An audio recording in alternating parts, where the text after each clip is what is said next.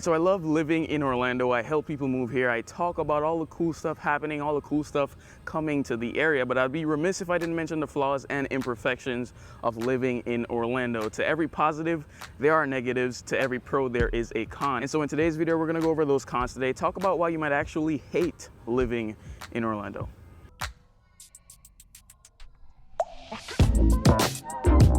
So let's talk about the one that I'm experiencing right now, which is the weather. It's hot. It's like really hot here, and usually during the summer months, it's probably around 3 to 4 months between June and September.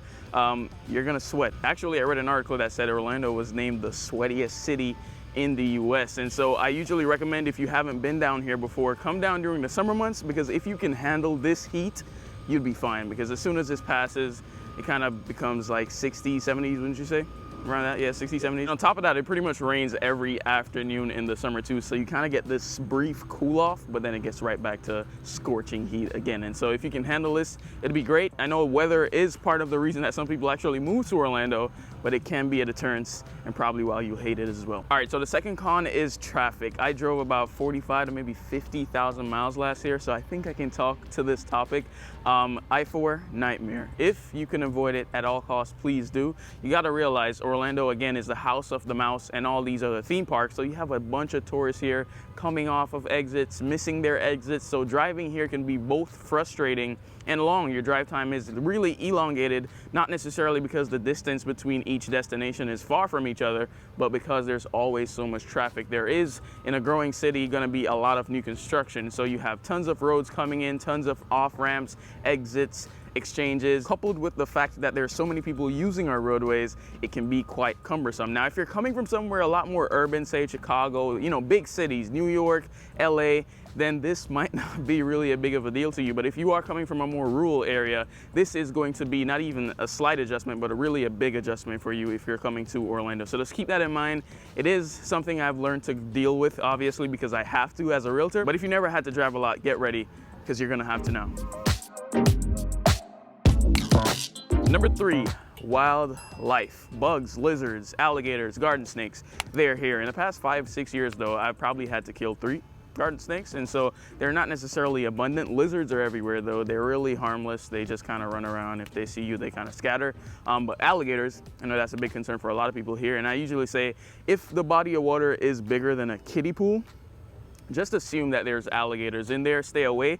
Usually some communities that know they have a larger alligator presence, they will have placards that say, hey, alligators in the area, do not feed, do not come near, that kind of thing. So they're definitely here. They're not like crawling over the streets though, left and right. You don't see them every single corner you go. Some neighborhoods have them more than others, some have them less, of course. But if even the presence of one alligator scares the crap out of you, you're gonna have a big adjustment to make if you plan to live in Orlando. All right, so for number 4, I kind of alluded to this earlier, but it's really driving more. If you're coming from somewhere that really has a robust transportation system, forget about it. Orlando is not on that level as of yet. They are making initiatives. I kind of talked about this in my previous Orlando Weekly recap videos with the penny sales tax to improve transportation around Orlando, public transportation. But right now, you're pretty much driving everywhere you go. A lot of people always ask, okay, what's the most walkable or bikeable city in Orlando? And there's really just a few pockets in Orlando, say the downtown Orlando area, or maybe somewhere in Oakland or downtown Winter Garden, but it is not widespread.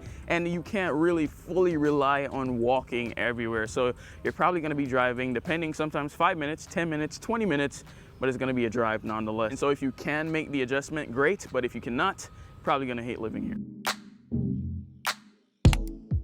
All right, so number 5 is really that higher income jobs are harder to come by in Orlando than, say, some of the other cities here in the US. And really, when you think about it, the main pillar of Orlando's economy is tourism. The House of the Mouse, Universal Studios, they got Epic Universe coming in.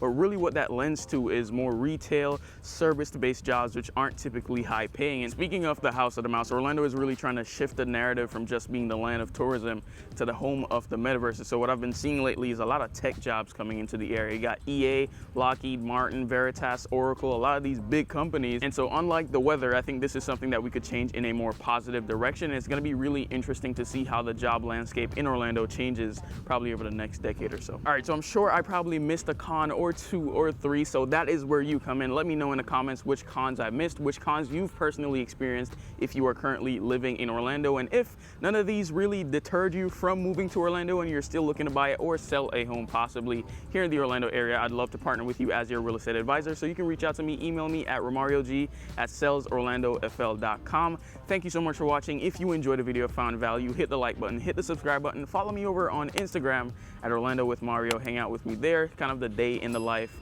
of a Orlando resident. Thank you so much for watching again. Hope to see you in the next one, but until then, stay safe.